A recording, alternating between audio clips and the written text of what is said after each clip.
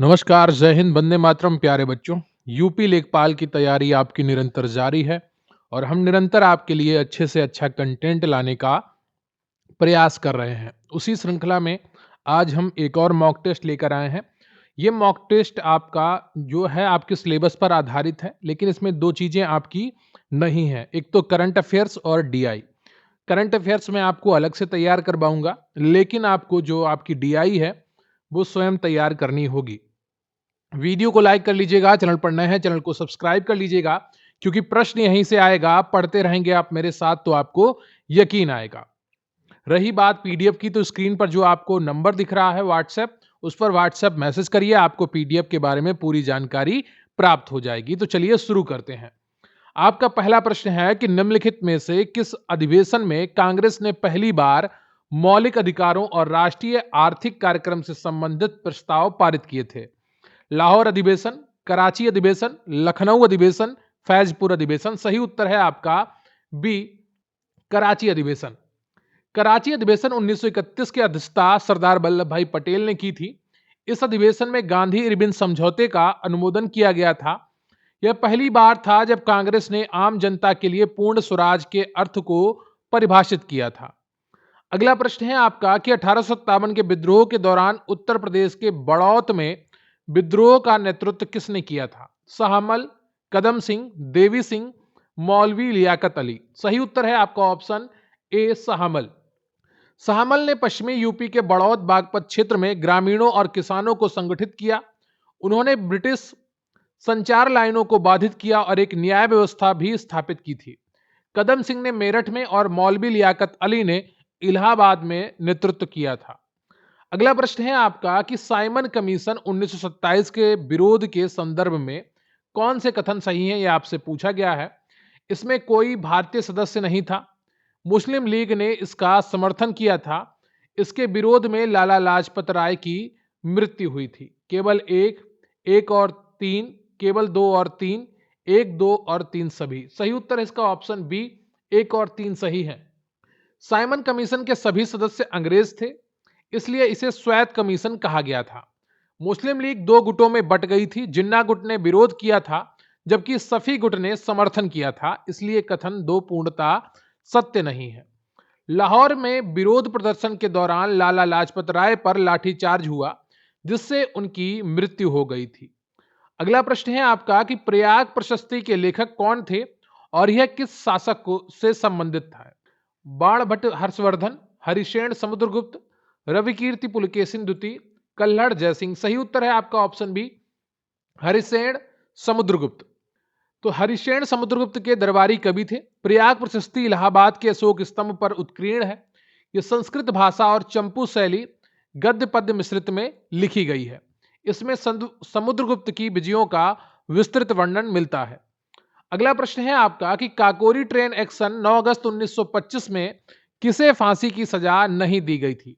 राम प्रसाद बिस्मिल, राजेंद्र लाहिड़ी, रोशन सिंह, मनमथनाथ गुप्त। सही उत्तर है आपका ऑप्शन डी, राम प्रसाद बिस्मिल गोरखपुर, अशफाक उल्ला खां फैजाबाद, रोशन सिंह नैनी और राजेंद्र लाहिड़ी गोंडा को फांसी दी गई थी। मनमथनाथ गुप्त को कम उम्र होने के कारण आजीवन कारावास की सजा मिली थी। चंद्रशेखर आजाद पुलिस की पकड़ में नहीं आए थे। अगला प्रश्न है आपका कि किस मुगल बादशाह ने जजिया कर पुनः लागू किया था? सही उत्तर है आपका ऑप्शन डी, औरंगजेब ने 1679 में। अकबर ने 1564 में जजिया कर समाप्त कर दिया था। औरंगजेब ने 1679 में इसे गैर मुस्लिमों पर पुनः लागू किया था। जजिया एक प्रकार का धार्मिक सुरक्षा कर था। अगला प्रश्न है आपका कि Hindustan socialist Republican association HSRA की स्थापना 1928 में कहां हुई थी? कानपुर, फिरोज शाह कोटला, दिल्ली, लाहौर या इलाहाबाद। सही उत्तर है आपका option B, Firoz Shah Kotla, Delhi. HRA का नाम बदलकर HSRA चंद्रशेखर आजाद के नेतृत्व में किया गया था। इसमें सोशलिस्ट शब्द भगत सिंह के सुझाव पर जोड़ा गया था। HRA की स्थापना 1924 में कानपुर में हुई थी। अगला प्रश्न है आपका कि वैदिक काल में गविष्टि शब्द का प्रयोग किसके लिए किया जाता था? गायों की खोज के लिए, गाय के दान के लिए, चारा गाय के लिए। देखिए यहां पर एक ऑप्शन गड़बड़ है। तो यहां पर आपका ऑप्शन जो सही है वो ए है। ठीक है, गायों की खोज युद्ध के लिए, डी ऑप्शन आपका यहां पर गड़बड़ है। ठीक है, तो ऋग्वेद में युद्ध के लिए गविष्ट शब्द का प्रयोग हुआ है, जिसका शाब्दिक अर्थ है गायों की तलाश। वैदिक काल में गाय संपत्ति का मुख्य रूप थी, इसलिए युद्ध अक्सर मवेशियों के लिए लड़े जाते थे, गायों के लिए लड़े जाते थे। अगला प्रश्न है आपका कि स्थायी बंदोबस्त 1793 में किसके द्वारा लागू किया गया था? लॉर्ड कॉर्नवालिस, जॉन सोर, वारन हेस्टिंग्स, लॉर्ड वेलेजली। सही उत्तर है आपका ऑप्शन ए, लॉर्ड कॉर्नवालिस। यह व्यवस्था जो है वो बंगाल, बिहार और उड़ीसा में लागू की गई थी। इसमें जमींदारों को भूमि का स्वामी माना गया और उन्हें कंपनी को एक निश्चित राजस्व देना होता था, जो सूर्यास्त कानून के रूप में जाना जाता है। अगला प्रश्न है आपका कि 1916 के लखनऊ समझौते का मुख्य परिणाम क्या था? बंगाल विभाजन रद्द हुआ, कांग्रेस और मुस्लिम लीग के बीच समझौता हुआ, पूर्ण स्वराज की मांग की गई, सविनय अवज्ञा आंदोलन की शुरुआत हुई। सही उत्तर है आपका ऑप्शन बी, कांग्रेस और मुस्लिम लीग के बीच समझौता हुआ था। इस समझौते में कांग्रेस ने पहली बार मुसलमानों के लिए पृथक निर्वाचन मंडल की मांग को स्वीकार किया था। यह समझौता बाल गंगाधर तिलक और मोहम्मद अली जिन्ना के प्रयासों से हुआ था। अगला प्रश्न है आपका कि अनुच्छेद 243 के तहत राज्य निर्वाचन आयोग का कार्य है पंचायतों के चुनावों के लिए मतदाता सूची तैयार करना, पंचायतों के चुनावों का संचालन करना, विधानसभा चुनावों का संचालन करना। केवल एक और दो, केवल दो और तीन, केवल एक और तीन, एक, दो और तीन सभी। बताइएगा कौन सा ऑप्शन आपका सही है? सही उत्तर है आपका ऑप्शन ए, केवल एक और दो सही है।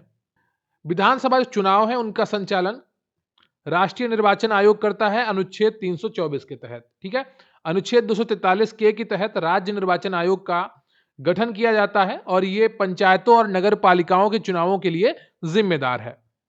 अगला प्रश्न है आपका कि भारतीय संविधान के किस भाग को भारत का मैग्ना कार्टा कहा जाता है? सही उत्तर है आपका ए ऑप्शन, भाग 3, मौलिक अधिकार। अनुच्छेद 12 से 35 तक में मौलिक अधिकारों का वर्णन मिलता है, जो नागरिकों को राज्य की मनमानी कार्रवाई से बचाते हैं। मैग्ना कार्टा 1215 में इंग्लैंड में जारी अधिकारों का चार्टर था, इसलिए भाग 3 को यह उपमा दी जाती है। अगला प्रश्न है आपका कि संसद के संयुक्त अधिवेशन की अध्यक्षता कौन करता है? राष्ट्रपति, उपराष्ट्रपति, लोकसभा अध्यक्ष, भारत का मुख्य न्यायाधीश। बताइएगा। सही उत्तर है आपका ऑप्शन सी, लोकसभा अध्यक्ष। देखिए, आपको लगता होगा कि ये वन लाइनर प्रश्न है, लेकिन इसके साथ में मैं आपको ये जो जानकारी देता हूं डिटेल में, वो आपके लिए बहुत ही महत्वपूर्ण है। प्रश्न हो सकता है आपको आसान दिखता हो, लेकिन उसके साथ जो मैं डिटेलिंग लेकर आता हूं, वो आपके आसान प्रश्न को और अच्छी जानकारी के साथ आपकी तैयारी को मजबूत करता है। यकीन मानकर चलिए, हमारा उद्देश्य है आपका बार बार रिवीजन हो। ये मॉक टेस्ट, कोई भी मॉक टेस्ट आपके काम नहीं आएगा परीक्षा हाल में जब बैठे होंगे, क्योंकि वो एग्जाम का पैटर्न अलग हो सकता है, लेवल अलग हो सकता है, प्रश्नों का किस प्रकार से पूछेगा वो अलग होता है। आप चाहे जितने ज्यादा मॉक टेस्ट कर लिए, उनका कोई फर्क नहीं पड़ता है। मॉक टेस्ट का आपका एक उद्देश्य होता है कि आप ज्यादा से ज्यादा प्रश्नों को, अपने सिलेबस को रिवाइज करें, देखें कौन सा सेक्शन आपका तैयार नहीं है। मॉक टेस्ट का उद्देश्य केवल ये है, ये नहीं कि यही प्रश्न परीक्षा में आएगा, ऐसा ही प्रश्न परीक्षा में आएगा। तो संयुक्त अधिवेशन को आहूत राष्ट्रपति करता है अनुच्छेद 108 के तहत।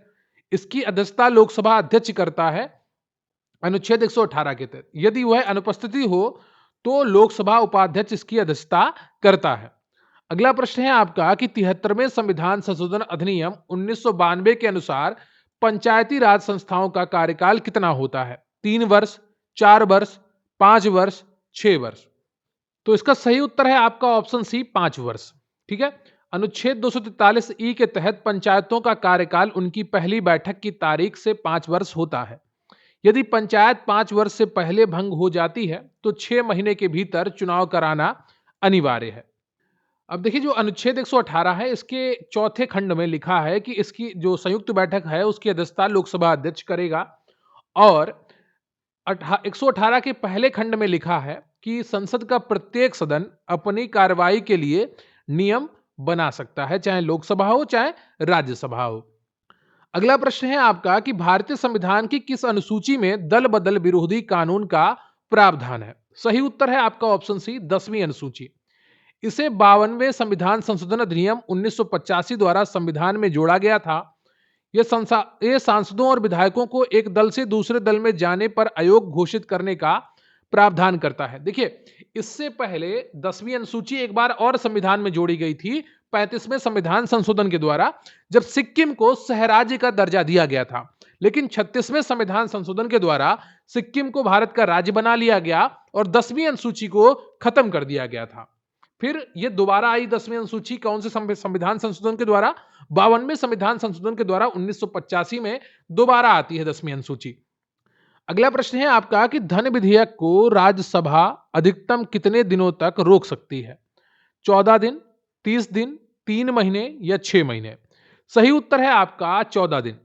धन विधेयक अनुच्छेद 110 केवल लोकसभा में पेश किया जा सकता है। राज्यसभा इसे केवल 14 दिनों तक रोक सकती है। यदि वह इसे पारित नहीं करती है तो इसे पारित मान लिया जाता है। अगला प्रश्न है आपका कि निम्नलिखित में से कौन सी समिति पंचायती राज से संबंधित नहीं है? सही उत्तर है आपका ऑप्शन डी, पीसी महालनोबिस समिति। यह राष्ट्रीय आय के वितरण के स्तर से संबंधित थी। यह 1960 में बनी थी। बलवंत राय मेहता समिति 1957, अशोक मेहता समिति 1970 और एल.एम. सिंघवी 1986 समितियां पंचायती राज से संबंधित है। ठीक है, ये चीजें आप ध्यान रखिएगा, आपके लिए तीनों समितियां बहुत ही महत्वपूर्ण है। अगला है राज्य के नीति निर्देशक तत्व डीपीएसपी किस देश के संविधान से लिए गए हैं? Ireland, America, Canada, Australia. आप सभी परिचित हैं आयरलैंड। डीपीएसपी का उल्लेख संविधान के भाग 4 अनुच्छेद 36 से 51 में मिलता है। आयरलैंड से यह अवधारणा और आयरलैंड ने यह अवधारणा स्पेन के संविधान से ली थी। हमने आयरलैंड से ली और आयरलैंड ने खुद अवधारणा स्पेन के संविधान से ली थी। अगला प्रश्न है आपका कि समान नागरिक संहिता का उल्लेख संविधान के किस अनुच्छेद में है? अनुच्छेद 40, 42, 44, 45। तो आप सभी परिचित हैं अनुच्छेद 44 ऑप्शन सी। यह राज्य का कर्तव्य है कि वे भारत के समस्त राज्य क्षेत्र में नागरिकों के लिए एक समान सिविल संहिता प्राप्त करने का प्रयास करें। और जो अनुच्छेद 40 है यह ग्राम पंचायतों के संगठन से संबंधित है। अनुच्छेद 44 समान नागरिक संहिता की बात करता है और ये गोवा में लागू थी और वर्तमान में एक और राज्य उत्तराखंड में लागू की गई है। अगला प्रश्न है आपका कि लोक लेखा समिति का अध्यक्ष पारंपरिक रूप से कौन होता है? लोकसभा अध्यक्ष, विपक्ष का नेता या विपक्ष का कोई सदस्य, वित्त मंत्री या प्रधानमंत्री? तो इसको पीएसी कहते हैं। लोक लेखा समिति को शॉर्ट में पीएसी कहते हैं, पब्लिक अकाउंट्स कमेटी। और इसका जो अध्यक्ष होता है वो विपक्ष का नेता या विपक्ष का कोई सदस्य होता है। लोक लेखा समिति में कुल 22 सदस्य होते हैं, 15 लोकसभा से, 7 राज्यसभा से। 1967 से यह परंपरा चली आ रही है कि इसका अध्यक्ष विपक्षी दल से चुना जाता है। अब हम बढ़ेंगे भारत के भूगोल की तरफ। निम्नलिखित में से कौन सी नदी डेल्टा का निर्माण नहीं करती है? यह आपसे पूछा गया है। महानदी, गोदावरी, नर्मदा, कावेरी। सही उत्तर है आपका सी, नर्मदा। नर्मदा और ताप्ती नदियां पश्चिम की ओर बहती हैं और यह भ्रंश घाटी से होकर गुजरती हैं। यह अपने मुहाने पर डेल्टा नहीं बल्कि ऐश्वरी ज्वारनदमुख का निर्माण करती हैं। अगला प्रश्न है आपका कि भारत में काली मिट्टी, ब्लैक सॉइल को और किस नाम से जाना जाता है? खादर, रेगुर, बांगर, तराई। बताइएगा भारत में काली मिट्टी को और किस नाम से जाना जाता है? सही उत्तर है आपका ऑप्शन बी, रेगुर। काली मिट्टी को कपासी मिट्टी भी कहा जाता है क्योंकि यह कपास की खेती के लिए सर्वोत्तम होती है। इसमें जल धारण करने की क्षमता अधिक होती है और यह दक्कन के पठार में पाई जाती है। अगला प्रश्न है आपका कि 10 डिग्री चैनल किन के बीच में स्थित है? महत्वपूर्ण है, याद रखिएगा। तो सही उत्तर है आपका यहां पर ऑप्शन ए, अंडमान और निकोबार। यह चैनल लिटिल अंडमान और कार निकोबार द्वीप समूहों को अलग करता है। 9 डिग्री चैनल लक्षद्वीप और मिनिकॉय को अलग करता है। अगला प्रश्न है आपका कि शिव समुद्रम जलप्रपात किस नदी पर स्थित है? कावेरी, कृष्णा, गोदावरी, नर्मदा। सही उत्तर है आपका यहां पर 24 का ए, कावेरी। यह कर्नाटक के मांड्या जिले में स्थित है। यहां एशिया का पहला जल विद्युत गृह 1902 स्थापित किया गया था। अगला प्रश्न है आपका कि पश्चिमी विक्षोभ के कारण भारत के किस क्षेत्र में शीतकालीन वर्षा होती है? तो सही उत्तर है आपका ऑप्शन ए, उत्तर पश्चिमी भारत। यह वर्षा भूमध्य सागर से उठने वाले चक्रवातों के कारण होती है। यह रबी की फसलों विशेषकर गेहूं के लिए बहुत ही लाभदायक होती है। अगला प्रश्न है आपका कि भारत की सबसे लंबी सिंचाई नहर कौन सी है? सरहिंद नहर, यमुना नहर, इंदिरा गांधी नहर, पूर्वी कोशी नहर। सही उत्तर है आपका ऑप्शन सी, इंदिरा गांधी नहर। यह पंजाब में सतलज और ब्यास नदियों के संगम पर स्थित हरी के बैराज से निकलती है। यह मुख्य रूप से राजस्थान के शुष्क क्षेत्रों को सिंचित करती है। अगला प्रश्न है आपका कि नाथुला दर्रा किस राज्य में स्थित है? उत्तराखंड, हिमाचल प्रदेश, सिक्किम, अरुणाचल प्रदेश। सही उत्तर है आपका ऑप्शन सी, सिक्किम। यह भारत और चीन के बीच व्यापार का एक प्रमुख मार्ग है। यह प्राचीन रेशम मार्ग की एक शाखा है। अब यहां पर आपसे प्रश्न इस प्रकार भी पूछ लिया जा सकता है कि वह दर्रा कौन सा है जो भारत और चीन के बीच व्यापार का एक प्रमुख मार्ग है और प्राचीन रेशम मार्ग की एक शाखा है। ठीक है, तो आपका उत्तर वहां पर होगा नाथुला दर्रा। प्रश्न यही होगा। ठीक है, भाषा बदली हुई होगी और थोड़ा आपको कठिन लगेगा जब वो आपको सीधे दर्रे का नाम नहीं लेगा बल्कि आपसे तथ्य पूछेगा कि भारत और चीन के बीच व्यापार का एक प्रमुख मार्ग है और यह प्राचीन रेशम मार्ग की एक शाखा भी है। बताइए ऐसा दर्रा कौन सा है? ठीक है, तो डिटेलिंग पढ़ना बहुत ज्यादा जरूरी होता है। अगला प्रश्न है आपका कि कोयला उत्पादन में भारत का कौन सा राज्य अग्रणी है भंडार की दृष्टि से? सही उत्तर है आपका ए, झारखंड। कोयले के भंडार में झारखंड शीर्ष पर है। झरिया क्षेत्र। वर्तमान उत्पादन में उड़ीसा और छत्तीसगढ़ अक्सर आगे रहते हैं, लेकिन भंडार में झारखंड प्रथम है। अगला प्रश्न है आपका कि केबुल लामजाओ विश्व का एकमात्र तैरता हुआ राष्ट्रीय उद्यान है। ये कहां स्थित है? तो आप सभी इससे परिचित हैं। ए, मणिपुर लोकटक झील में है। लोकटक झील में स्थित है और तैरती हुई वनस्पति फुमदी के लिए प्रसिद्ध है। ये लुप्त प्राय संगाई हिरण का एकमात्र प्राकृतिक आवास है। अगला प्रश्न है आपका कि निम्नलिखित में से कौन सी एक खरीफ की फसल है? गेहूं, सरसों, चना, धान, चावल। तो सही उत्तर है आपका ऑप्शन डी, धान, चावल। गेहूं, सरसों, चना ये आपके सर्दी में होते हैं। ठीक है, तो वो रवि की फसलों के अंतर्गत आते हैं। खरीफ की फसलें वो होती हैं जो मानसून की शुरुआत में बोई जाती हैं, जून जुलाई में, और अक्टूबर नवंबर में काटी जाती हैं। अगला जो प्रश्न है आपका वो अर्थव्यवस्था से जुड़ा हुआ है। नीति आयोग ने योजना आयोग का स्थान कब लिया था? बहुत ही आसान प्रश्न है आप सभी के लिए। ए ऑप्शन आपका यहां पर सही हो जाएगा। लेकिन एक चीज जो आपको याद रखनी है वो नीति आयोग का पूर्ण रूप है, वो है national institution for transforming India. इसके अध्यक्ष भारत के प्रधानमंत्री होते हैं। अगला प्रश्न है आपका कि जीएसटी किस प्रकार का कर है? तो ये एक प्रकार का अप्रत्यक्ष कर है, इनडायरेक्ट टैक्स है। इसे 101 में संविधान संशोधन अधिनियम द्वारा लागू किया गया था। कमेंट बॉक्स में बताइएगा तो जीएसटी की नई दरें हैं वो कौन कौन सी हैं। अगला प्रश्न है आपका कि नाबार्ड का मुख्यालय कहां स्थित है? तो मुंबई में स्थित है, आप सभी जानते हैं। लेकिन नाबार्ड की स्थापना 12 जुलाई 1982 को शिवरामन समिति की सिफारिश पर हुई थी। यह कृषि और ग्रामीण विकास के लिए शीर्ष विकास बैंक है। अगला प्रश्न है आपका कि भारत में गरीबी रेखा का आकलन कौन करता है? नीति आयोग करता है, वित्त आयोग करता है, आरबीआई करता है, ग्रामीण विकास मंत्रालय करता है।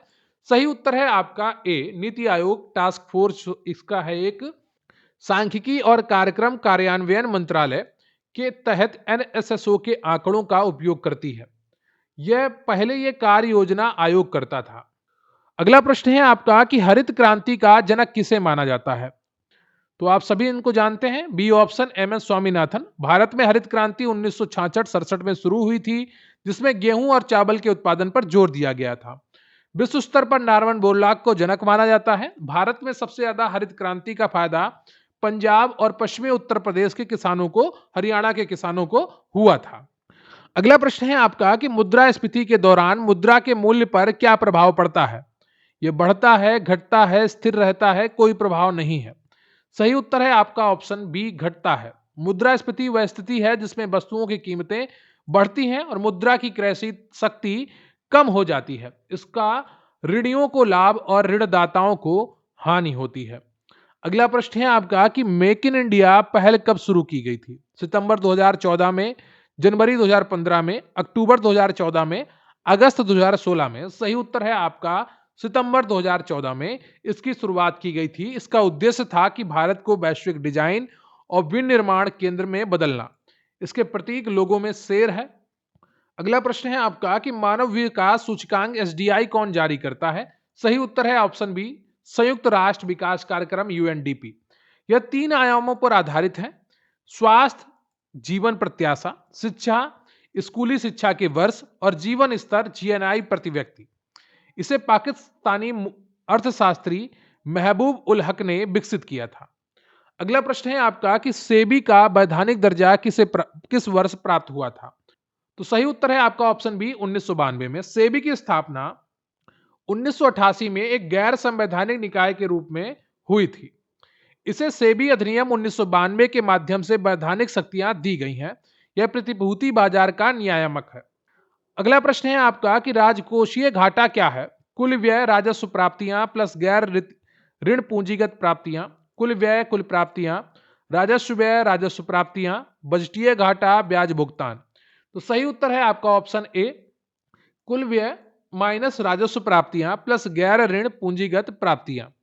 यह सरकार की कुल उधारी आवश्यकताओं को दर्शाता है। यह दर्शाता है कि सरकार को अपने खर्च को पूरा करने के लिए कितना उधार लेना पड़ेगा। अगला प्रश्न है आपका कि उत्तर प्रदेश में एक विश्वा कितने विश्वांसी के बराबर होता है? सही उत्तर है आपका ऑप्शन बी, 20 विश्वांसी। 20 कछुआंसी एक विश्वांसी के बराबर होती है, 20 विश्वांसी एक बिस्वा के बराबर होती है और 20 बिस्वा एक बीघा के बराबर होता है। अगला प्रश्न है आपका कि खसरा में कितने कॉलम होते हैं नवीनतम कंप्यूटरीकृत प्रारूप के अनुसार? तो सही उत्तर है ऑप्शन सी, 46। ठीक है, आरसी प्रपत्र 4 खसरा के नवीनतम संशोधन के अनुसार अब इसमें 46 कॉलम होते हैं। पहले इसमें 21 या 22 कॉलम होते थे। अगला प्रश्न है आपका कि लेखपाल के कार्यों का वर्णन लैंड रिकॉर्ड मैनुअल के किस पारा में है? सही उत्तर है आपका option A, para 25। Uttar Pradesh के लैंड रिकॉर्ड मैनुअल के पैरा 25 में लेखपाल के कर्तव्यों का उल्लेख है। इसमें खसरा, खतौनी तैयार करना और मानचित्र में संशोधन करना शामिल है।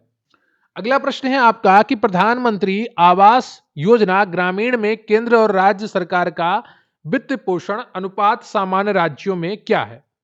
तो सही उत्तर है आपका ऑप्शन सी, 60-40। सामान्य राज्यों के लिए अनुपात 60-40 है। पूर्वोत्तर और हिमालयी राज्यों के लिए अनुपात 90-10 है। यानी कि सामान्य राज्यों में केंद्र सरकार 60% देगी और राज्य सरकार 40, और हिमालयी राज्यों में केंद्र सरकार 90% और राज्य सरकार 10%। अगला प्रश्न है आपका कि चकबंदी का प्राथमिक उद्देश्य क्या है? भूमि का विस्तार करना, बिखरे हुए खेतों को एक जगह एकत्रित करना, सिंचाई सुविधा देना, लगान वसूलना। तो सही उत्तर है ऑप्शन बी। उत्तर प्रदेश में चकबंदी अधिनियम 1953 में बना था। अगला प्रश्न है आपका कि उत्तर प्रदेश में राजस्व परिषद का न्यायिक मुख्यालय कहां स्थित है? सही उत्तर है आपका ऑप्शन बी, प्रयागराज, इलाहाबाद में। राजस्व परिषद की स्थापना 1831 में हुई थी। इसके कार्यों को प्रशासनिक और न्यायिक भागों में बांटा गया है। प्रशासनिक मुख्यालय लखनऊ में है। अगला प्रश्न है आपका कि किसान बही योजना उत्तर प्रदेश में कब शुरू की गई थी? सही उत्तर है आपका ए, 1992। किसान बही किसान की जोत का प्रमाण होती है जिसमें उसकी भूमि का विवरण, लगान आदि दर्ज होता है। इसे तहसीलदार द्वारा जारी किया जाता है। अगला प्रश्न है आपका कि मनरेगा के तहत जॉब कार्ड की वैधता कितने वर्ष की होती है? सही उत्तर है आपका ऑप्शन बी, सी, 5 वर्ष। लेकिन अब मनरेगा की जगह पर जीवन जी राम जी योजना आ गई है। ठीक है, तो ये ध्यान रखिएगा, बीवी राम जी योजना। अगला प्रश्न है आपका कि तहसील दिवस अब संपूर्ण समाधान दिवस का आयोजन कब किया जाता है? तो सही उत्तर है आपका ऑप्शन बी। अगला प्रश्न है आपका कि स्वामित्व योजना का संबंध किससे है? तो ये ग्रामीण आबादी क्षेत्र के सर्वेक्षण और प्रॉपर्टी कार्ड वितरण से है। सही उत्तर है आपका ऑप्शन बी। इसे 24 अप्रैल 2020 को लॉन्च किया गया था। इसमें ड्रोन तकनीकी का उपयोग करके ग्रामीण घरों का सीमांकन किया जाता है और घरौनी संपत्ति रिकॉर्ड दी जाती है। यह आपके लिए महत्वपूर्ण योजना है, आपके एग्जाम में आ सकती है। अगला प्रश्न है आपका कि 1 हेक्टेयर में कितने एयर होते हैं? तो सही उत्तर है आपका 100 एयर। 1 हेक्टेयर में 10,000 वर्ग मीटर होते हैं। 1 एयर में 100 वर्ग मीटर होते हैं। तो 1 हेक्टेयर में 100 एयर होते हैं। अगला प्रश्न है आपका कि राष्ट्रीय आजीविका मिशन एनआरएलएम का नया नाम क्या है? सही उत्तर है आपका ऑप्शन ए, दीनदयाल अंत्योदय योजना। एनआरएलएम को 2011 में शुरू किया गया था और नवंबर 2015 में इसका नाम बदलकर दीनदयाल अंत्योदय योजना एनआरएलएम कर दिया गया। इसका उद्देश्य गरीबों को स्वयं सहायता समूहों में संगठित करना है। अगला प्रश्न है आपका कि उत्तर प्रदेश में गजेटर विभाग की स्थापना कब हुई थी? सही उत्तर है आपका ऑप्शन बी 1957। गजेटियर विभाग जिला गजेटियर्स तैयार करता है जो जिले के इतिहास, भूगोल और प्रशासन का आधिकारिक दस्तावेज होता है। अगला प्रश्न है आपका कि पटवारी शब्द का नाम बदलकर लेखपाल की सरकार के समय किया गया था। तो सही उत्तर है ऑप्शन ए चौधरी चरण सिंह ने किया था, तब वे उत्तर प्रदेश के मुख्यमंत्री थे। अगला प्रश्न है आपका कि श्यामा प्रसाद मुखर्जी रूरबन मिशन का लक्ष्य क्या है? तो इसका सही उत्तर है ऑप्शन ए ग्रामीण क्षेत्रों में शहरी सुविधाएं प्रदान करना और वो भी क्लस्टर आधारित। यह मिशन फरवरी 2016 में लॉन्च किया गया था। अगला प्रश्न है आपका कि इंसुलिन शरीर के किस अंग द्वारा स्रावित होता है? सही उत्तर है ऑप्शन बी अग्नाशय। अग्नाशय के लैंगरहैंस की दुबिकाओं की बीटा कोशिकाओं से इंसुलिन निकलता है। यह रक्त में शर्करा ग्लूकोज के स्तर को नियंत्रित करता है। अगला प्रश्न है आपका कि ध्वनि किस माध्यम में यात्रा नहीं कर सकती है? तो सही उत्तर है आपका ऑप्शन डी निर्वात। ध्वनि एक यांत्रिक तरंग है जिसे संचरण के लिए माध्यम ठोस, द्रव, गैस की आवश्यकता होती है। प्रकाश निर्वात में यात्रा कर सकता है लेकिन ध्वनि नहीं। अगला प्रश्न है आपका कि विद्युत बल्ब का फिलामेंट किसका बना होता है? तो सही उत्तर है ऑप्शन बी टंगस्टन। टंगस्टन का उपयोग इसलिए किया जाता है क्योंकि इसका गलनांक बहुत उच्च, लगभग 3422 डिग्री सेल्सियस होता है। यह पिघले बिना अत्यधिक गर्म होकर प्रकाश उत्सर्जित करता है। अगला प्रश्न है आपका कि इसरो का मुख्यालय कहां स्थित है? सही उत्तर है आपका ए बंगलुरु। भारतीय अंतरिक्ष अनुसंधान संगठन इसरो की स्थापना 1969 में हुई थी। श्रीहरिकोटा में लॉन्चिंग स्टेशन है। अगला प्रश्न है आपका कि बॉक्साइट किसका अयस्क है? तो यह अयस्क है एल्युमिनियम का। बॉक्साइट एल्युमिनियम का प्राथमिक स्रोत है। ओडिशा भारत में बॉक्साइट का सबसे बड़ा उत्पादक राज्य है। अगला प्रश्न है आपका कि मानव शरीर की सबसे बड़ी हड्डी कौन सी होती है? तो फीमर होती है। यह जांग की हड्डी होती है और यह शरीर की सबसे लंबी और मजबूत हड्डी होती है। स्टेपीज कान में सबसे छोटी हड्डी होती है। अगला प्रश्न है आपका कि सीएनजी में मुख्य रूप से कौन सी गैस होती है? तो सही उत्तर है आपका ऑप्शन सी मीथेन CH4। संपीड़ित प्राकृतिक गैस सीएनजी में 80 से 90% तक मीथेन होती है। यह एक स्वच्छ ईंधन है जो कम प्रदूषण फैलाता है। अगला प्रश्न है आपका कि लाइकेन सबसे अच्छे सूचक माने जाते हैं। किसके माने जाते हैं? तो वायु प्रदूषण के माने जाते हैं या CO2 प्रदूषण के। लाइकेन सल्फर डाइऑक्साइड के प्रति अत्यधिक संवेदनशील होते हैं। प्रदूषित क्षेत्रों में लाइकेन की आबादी कम हो जाती है या वे गायब हो जाते हैं, जो वायु प्रदूषण का संकेत देता है। अगला प्रश्न है आपका कि जल निकायों में सुपोषण का मुख्य कारण क्या है? ऑक्सीजन का उच्च स्तर, पोषक तत्वों नाइट्रेट और फास्फेट की अधिकता, भारी धातुओं का निक्षेपण, जलीय जीवों की कमी। तो सही उत्तर है आपका ऑप्शन बी पोषक तत्वों नाइट्रेट और फास्फेट की अधिकता। कृषि बहाव या सीवेज से पोषक तत्व पानी में मिलते हैं जिससे शैवाल की अत्यधिक वृद्धि होती है और शैवाल प्रस्फुटन देखने को मिलता है। यह पानी में घुलित ऑक्सीजन को कम कर देता है जिससे मछलियां और अन्य जीव मर जाते हैं। अगला प्रश्न है आपका कि जैव विविधता अधिनियम भारत में किस वर्ष अधिनियमित किया गया? 2000, 2002, 1972, 1986। सही उत्तर है आपका ऑप्शन बी 2002। यह अधिनियम जैविक संसाधनों के संरक्षण, टिकाऊ उपयोग और लाभों के न्यायसंगत बंटवारे के लिए बनाया गया था। राष्ट्रीय जैव विविधता प्राधिकरण का मुख्यालय चेन्नई में स्थापित किया गया है। अगला प्रश्न है आपका कि प्रकाश रासायनिक धुंध, फोटोकेमिकल स्मॉग के निर्माण के लिए कौन सी गैसें जिम्मेदार होती हैं? तो सही उत्तर है आपका नाइट्रोजन ऑक्साइड यानी कि NO2 और वाष्पशील कार्बनिक यौगिक BOC और सूर्य का प्रकाश। यह आंखों में जलन और श्वसन संबंधी समस्याएं पैदा करती हैं। इसे लॉस एंजलिस स्मॉग भी कहते हैं। अगला प्रश्न है आपका कि सतत विकास लक्ष्य SDG संख्या 6 किससे संबंधित है? तो सही उत्तर है आपका स्वच्छ जल और स्वच्छता। संयुक्त राष्ट्र द्वारा निर्धारित 17 SDGs में लक्ष्य 6 सभी के लिए पानी और स्वच्छता की उपलब्धता सुनिश्चित करता है। 1 है शून्य गरीबी, 4 है गुणवत्तापूर्ण शिक्षा और 13 है जलवायु कार्रवाई। अब हम बढ़ेंगे हिंदी सेक्शन की तरफ। पहला प्रश्न है हिंदी सेक्शन का और आज का 68 कि शासकीय पत्राचार में अधिसूचना का प्रयोग किस उद्देश्य के लिए नहीं किया जाता है? नियमों उपनियमों को लागू करने के लिए, राजपत्रित अधिकारियों की नियुक्ति स्थानांतरण के लिए, अधीनस्थ कार्यालयों को सामान्य निर्देश देने के लिए, वैधानिक शक्तियों का प्रयोग करते हुए जारी आदेश के लिए। तो यहां पर जो सही उत्तर होगा आपका वो ऑप्शन सी होगा। अधीनस्थ कार्यालयों को सामान्य निर्देश देने के लिए परिपत्र का प्रयोग किया जाता है, सर्कुलर का प्रयोग किया जाता है। अधिसूचना का प्रयोग राजपत्र में वैधानिक सूचनाएं, नियुक्तियां या नियम प्रकाशित करने के लिए होता है। अगला प्रश्न है आपका कि बर्तनी की दृष्टि से अशुद्ध शब्द का चयन कीजिए। विभिषिका, ज्योत्सना, मिष्ठान, अंत्याक्षरी। बताइएगा अशुद्ध कौन सा है? सही उत्तर है आपका ऑप्शन सी, शुद्ध बर्तनी होती है मिष्टान। मिष्ट धन अन्न, मीठा अन्न। ठा का प्रयोग मिष्ठान में गलत है, बाकी सभी विकल्प विभिषिका, ज्योत्सना, अंत्याक्षरी शुद्ध है।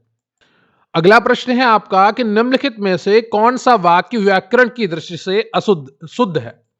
तो शुद्ध और अशुद्ध बहुत ध्यान से पढ़िएगा, कई बार बहुत ही बारीक जो आपका ध्यान भटकता है उससे आप प्रश्न को सही से समझ नहीं पाते हैं और गलत प्रश्न ही ऑप्शन ही चूज करके चले आते हैं। अनेकों लोगों ने उसे देखा, साहित्य और जीवन का अभिन्न संबंध है, मैं गाने की कसरत कर रहा हूं, वह दही जमा रहा है। बताइएगा इनमें से कौन सा ऑप्शन आपका सही है? निम्नलिखित में से कौन सा वाक्य व्याकरण की दृष्टि से शुद्ध है? तो सही उत्तर है आपका ऑप्शन बी, साहित्य और जीवन का अभिन्न संबंध है, ये शुद्ध है। अनेकों और लोगों दोनों एक साथ नहीं आएगा, ठीक है, अनेक लोगों ने उसे देखा, ये सही होगा। अगला प्रश्न है आपका कि प्रत्युत्पन्नमति शब्द में कौन सा उपसर्ग है? प्रा है, प्रति है, प्रत्यु है, इनमें से कोई नहीं है। तो सही उत्तर है आपका ऑप्शन बी, प्रति। विच्छेद होगा इसका प्रति धन उत्पन्न धन मति। यहां यड़ संधि है, ई और उ मिलकर यू का प्रयोग हुआ है।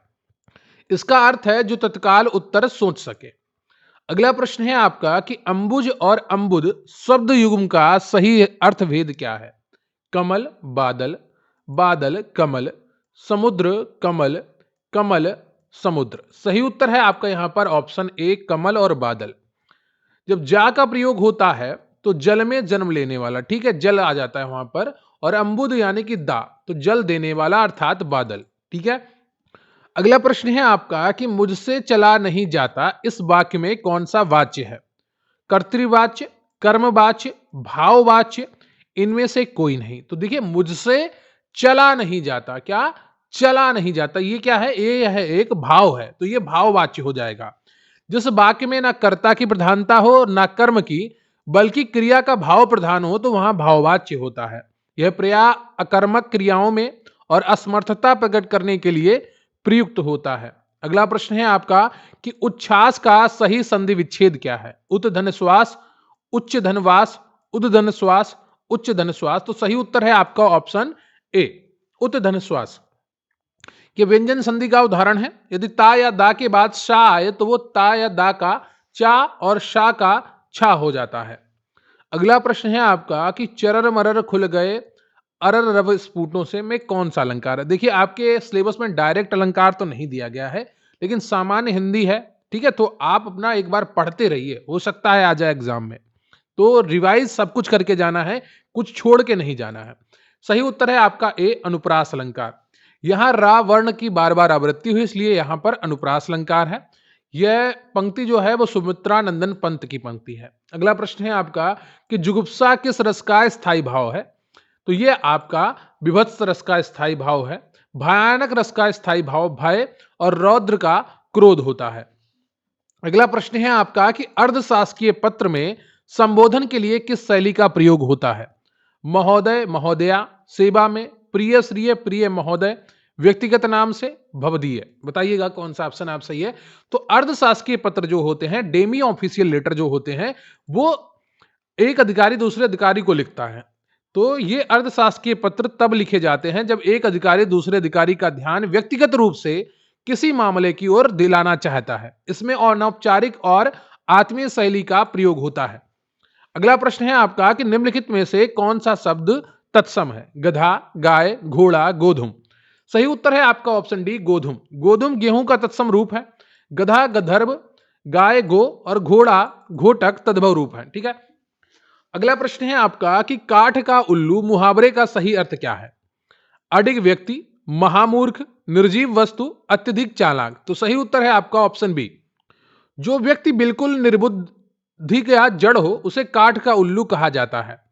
अगला प्रश्न है आपका कि प्रोबेशन शब्द का सही हिंदी पारिभाषिक शब्द है प्रक्रिया, परिवीक्षा, प्रतिनियुक्ति, पदोन्नति। तो सही उत्तर है आपका यहां पर ऑप्शन बी परिवीक्षा।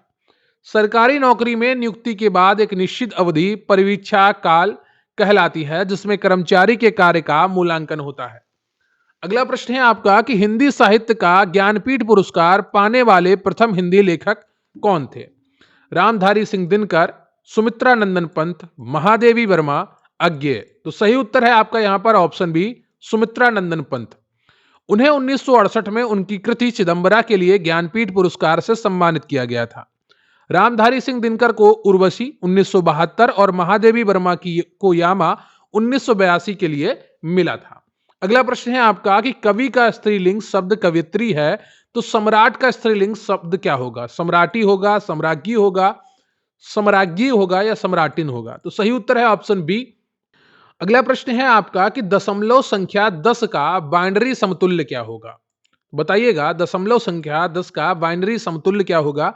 तो यहां पर जो सही उत्तर है आपका वो ऑप्शन बी है। ठीक है, ये कैसे निकालते हैं? ये भाग के द्वारा निकालते हैं। 10 में 5 का भाग दिया तो शेष बचा यहां पर 0, फिर 5 में 2 का भाग देंगे तो बचेगा शेष 1, फिर 2 में 2 का भाग देंगे तो बचेगा, एक बार भागफल जाएगा और शेष बचेगा 0। लेकिन फिर हम 1 में भाग देंगे 2 का, जो हमारा भागफल था, फिर हमारे पास 0 बचेगा। ठीक है, तो शेष यहां पर रह जाएगा 1। जब शेष 1 रह जाता है तो वहां पर रुक जाते हैं। फिर इसको हम उल्टा लिखते हैं तो 1 1 1 0 1 0। ठीक है, तो ये हमारा अपना होता है बाइनरी। शेष फलों को नीचे से ऊपर एमएसबी टू एलएसबी लिखने पर 1 0 1 0 प्राप्त होता है। अगला प्रश्न है आपका कि ओएसआई मॉडल की किस परत पर डेटा एनक्रिप्शन और डिक्रिप्शन का कार्य होता है? तो सही उत्तर है आपका यहां पर बी प्रेजेंटेशन लेयर। तो बी प्रेजेंटेशन लेयर क्या होती है? जो चीज आपके सामने आ गई, जैसे आपका वो होता है व्हाट्सएप पर आप मैसेज करते हैं तो वहां पर डेटा इनक्रिप्ट और डिक्रिप्ट दोनों होता है। ठीक है, जैसे ही आपने मैसेज भेजा तो डेटा डिक्रिप्ट हो गया। जब किसी के सामने वो आया तो उसका इनक्रिप्शन हुआ, डिक्रिप्ट डेटा का इनक्रिप्शन हुआ, तो वो आपका प्रेजेंटेशन लेयर हो गया। ठीक है, इस तरीके से याद करिए। यह परत डेटा का प्रारूप, फॉर्मेट, एनक्रिप्शन और संपीड़न के लिए जिम्मेदार है। इसे सिंटेक्स लेयर भी कहा जाता है। ठीक है, तो जो प्रेजेंटेशन लेयर है उसे सिंटेक्स लेयर भी कहते हैं।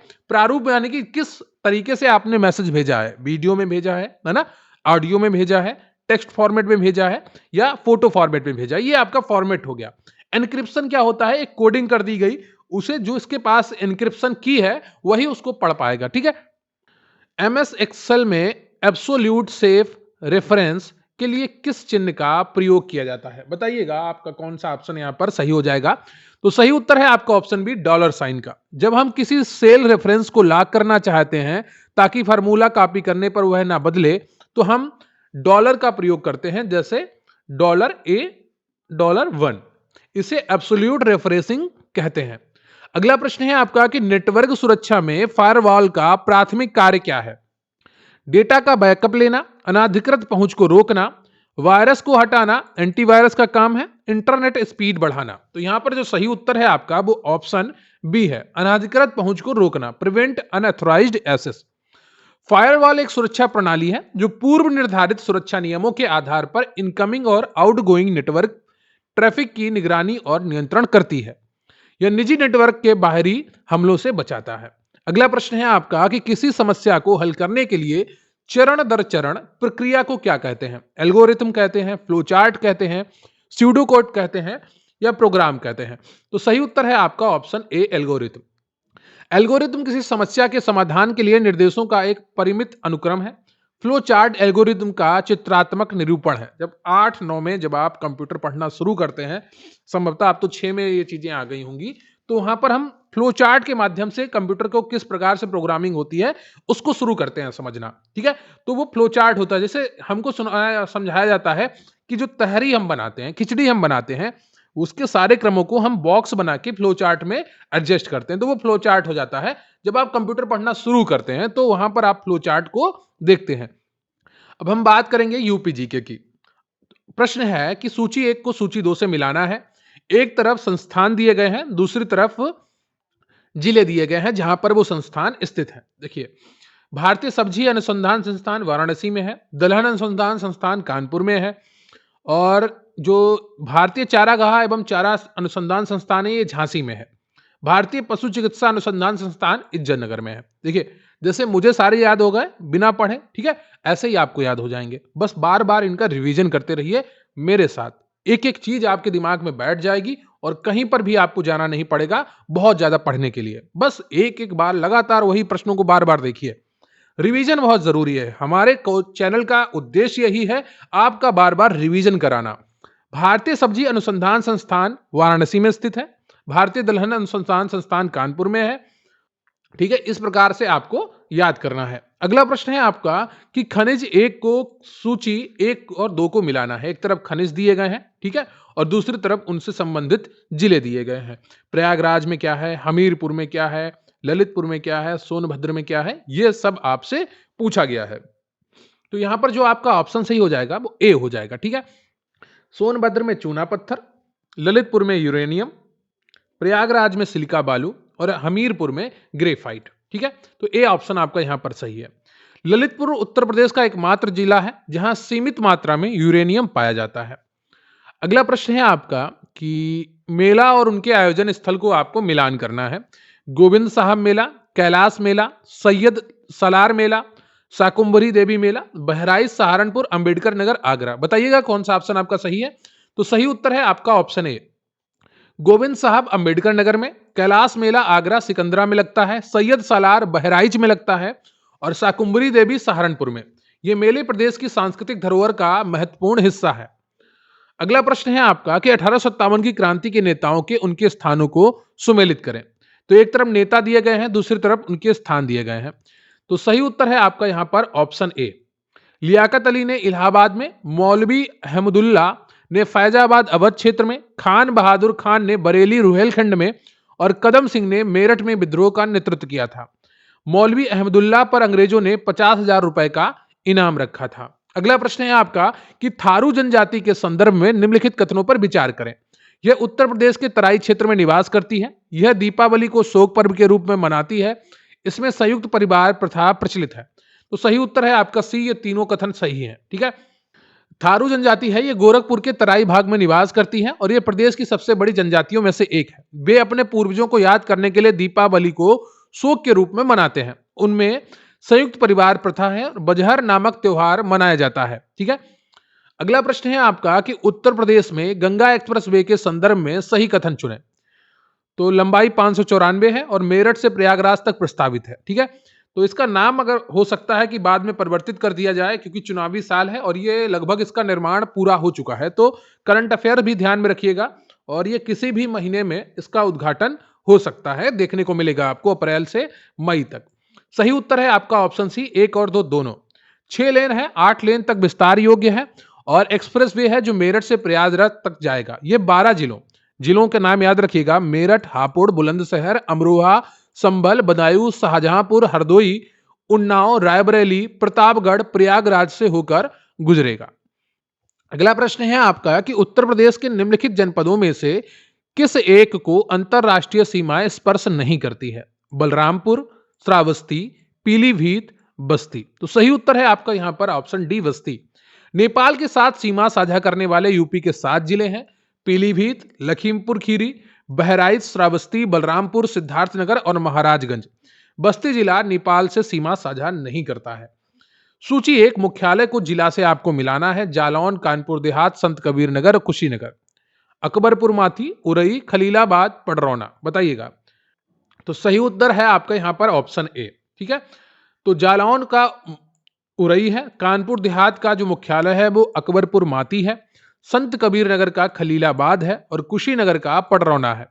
अमेठी का गौरीगंज है, सोनभद्र का रावट्सगंज है और कौशाम्बी का मंझनपुर है। देखिए, आप लोग बार बार कहते थे कि यूपी जीके के प्रश्न अच्छे नहीं आ रहे हैं, आज देखिए कितने अच्छे लेकर आए। देखिए, जब पेपर बनाया जाता है तो एक सेक्शन आपका बहुत आसान होता है, 2 सेक्शन आपके मध्यम स्तर के होते हैं, 1 सेक्शन आपका कठिन स्तर का होता है। ऐसे ही सारे पेपर लगभग बनाए जाते हैं। अगला प्रश्न है आपका कि उत्तर प्रदेश में कुल कितने कृषि जलवायु क्षेत्र हैं? 9 हैं, 6 हैं, 8 हैं, 11 हैं। तो सही उत्तर है आपका ऑप्शन ए 9 है। मृदा प्रकार, वर्षा और तापमान के आधार पर यूपी में 9 कृषि जलवायु क्षेत्र हैं।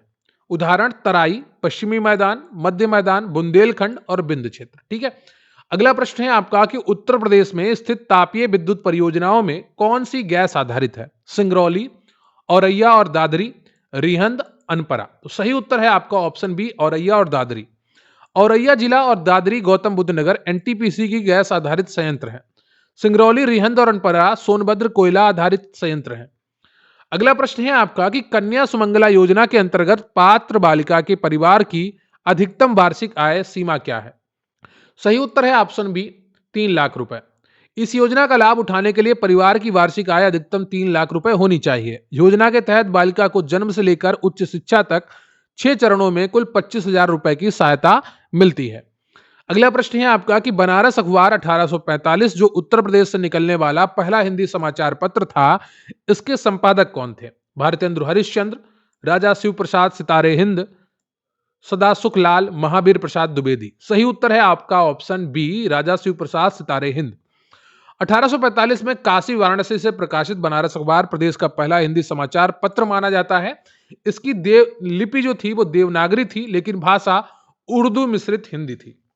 1900 के आजादी तक लगभग हिंदी में बहुत सारा उर्दू का शब्द प्रयोग होता था।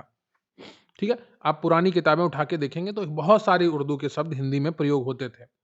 अगला प्रश्न है आपका कि उत्तर प्रदेश की सबसे लंबी नहर प्रणाली कौन सी है? शारदा नहर, ऊपरी गंगा नहर, निचली गंगा नहर, केन नहर। तो सही उत्तर है आपका यहां पर शारदा नहर। शारदा नहर प्रणाली उत्तर प्रदेश की सबसे बड़ी नहर प्रणाली है। यह पीलीभीत जिले के बनवसा नेपाल सीमा से निकलती है और इसकी कुल लंबाई शाखाओं प्रशाखाओं सहित लगभग 12,368 किलोमीटर है।